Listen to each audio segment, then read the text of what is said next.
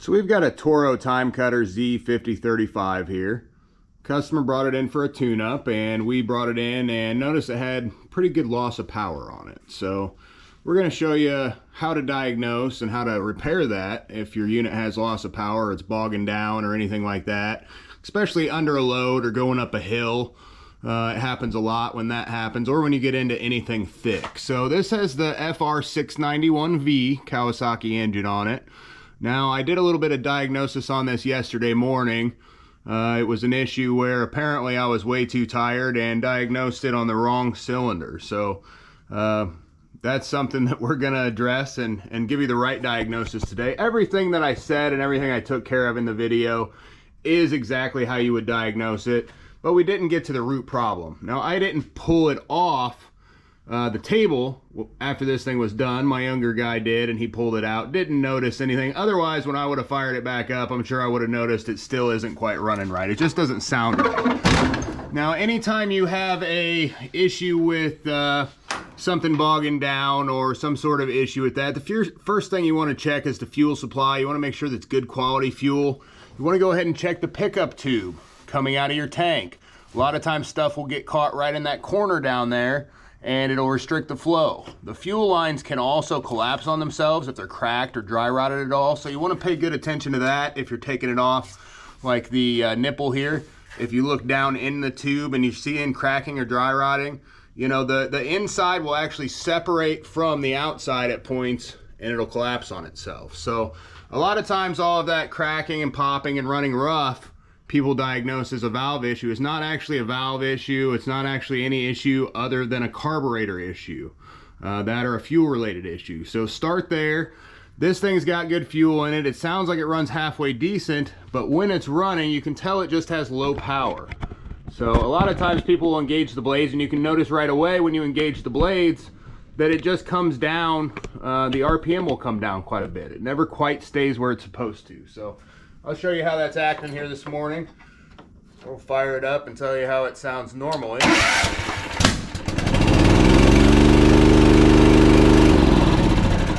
Nice good backfire first thing. At least it's a little later on this one this morning. So again, we want to, we're going to test these cylinders independently at this point. So we've got two cylinders.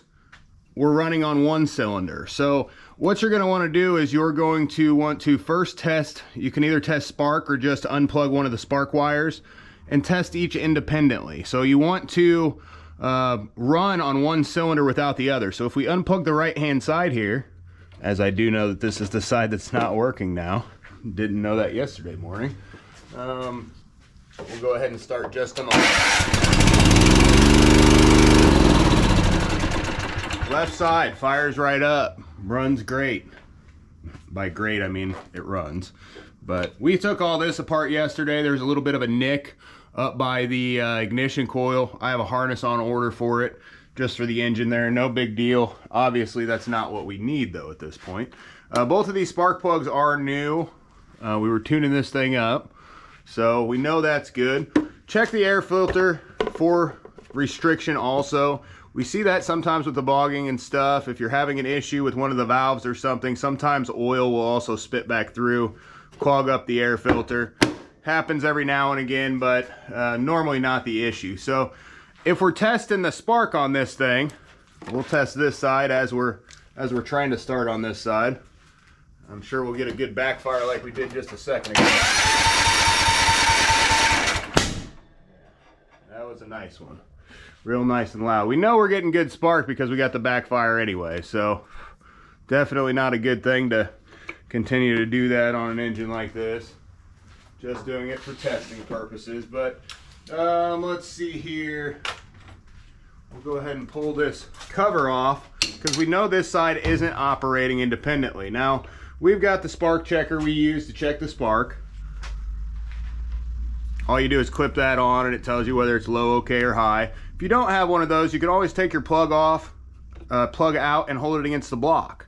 Now when you're holding it against the block, you should be able to visibly see spark between the probe and the outside edge. So, you know, right down in between from the middle to the outside edge, you should see a good spark there. It should be a pretty blue, nice color. If it's not, you know you have some issues. So we know the left side cylinder is working good. Everything's solid over there. This one, all we're getting is backfiring out of. So we know either one of the valves is sticking, one of the push rods is bent, something major is going on this side.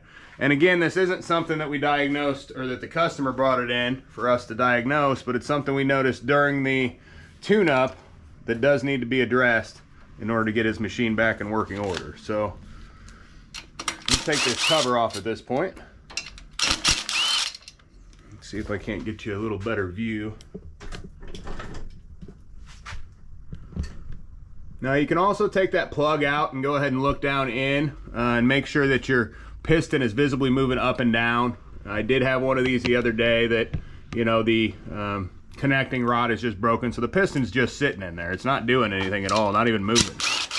Sometimes you get really bad vibration when that happens, and other times it's hardly even noticeable.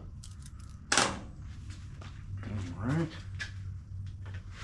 Those are some pretty good backfires here this morning.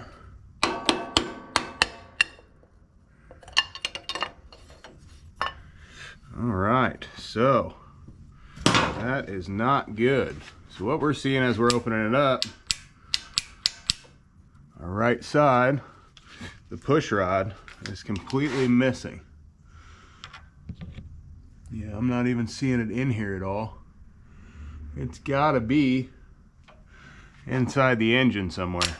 So push rod is missing here. So there's a rod that goes up and down on each one of these rockers. You got the push rod right there that goes up and down on each one of these rockers, and you can tell that it's been backfiring because you got all that smoke coming through. But the bottom one is completely missing. I don't see it down in there at all.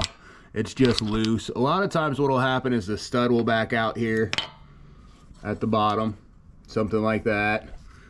Something else will break, but they're hydraulic lifters, so you usually don't have too bad of an issue with it. Most of the time they're pretty bulletproof on these engines, but this has somehow gotten away from that. At this point, with your push rod missing, the best plan of attack here is actually going to be to pull the engine apart and get the push rod out. I mean, that's really the only thing you can do. You don't want that metal floating around on the inside of your engine. It would probably stay at the bottom. Not what we are gonna do. We're gonna pull it apart and fix it like it should be, you know. But with something like this, you want to make sure that these valves are coming back all the way. So that, if you look here, this valve is not coming back all the way at all. This valve comes back, if you're looking from here to here, this valve's coming back so much further than this valve. The reason that this push rod came off or bent or broke and went back down in the engine is because of this right here, is because that valve is stuck. Actually, if you look up here, there, oh, that's just the little tab for the nipple. I thought it was a piece of something stuck in there, but this valve is stuck, and that's something that sometimes you can pop them back out and they'll be okay, but most of the time you're going to need to address that anyway as you have everything open. So if you're gonna address it or try to get it back out, a lot of times you can just pry on the edge and it'll pop back out. So that popped most of the way back out. You can lube it up, and it doesn't seem like it's been ran low on oil or anything like that. So, but that doesn't mean that everything's good at that point either. So yeah, we're gonna go ahead and address this further, figure out exactly why that happened. But at least we know what happened at this point, and have it down to yeah, the right side instead of the left. Those 14-hour days really get to you sometimes, I guess. Sorry to everyone who watched and noticed the problem there. Most people probably won't watch enough to even notice, but thanks for watching. Like and subscribe.